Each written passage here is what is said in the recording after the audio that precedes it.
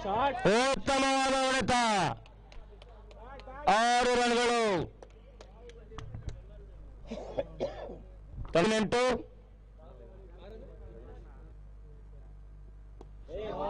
ಉತ್ತಮವಾದ ಹೊಡೆತ 6 ರನ್ಗಳು 26ಕ್ಕೆ ಏರಿಕೆಯನ್ನು ಕಾಣ್ತದೆ ತಂಡದ ಮೊತ್ತ ಇದೆ ಪವರ್ ಪ್ಲೇನಲ್ಲಿ ಡೈಮಂಡ್ ಸ್ಟಾರ್ ಕೂಡ ಒಂದು ಉತ್ತಮ ಆರಾಮನ್ನು ಕಂಡುಕೊಂಡಿದೆ ಶಫೀಬ್ ಅವರ ವಿಕೆಟ್ ನಂತರವೂ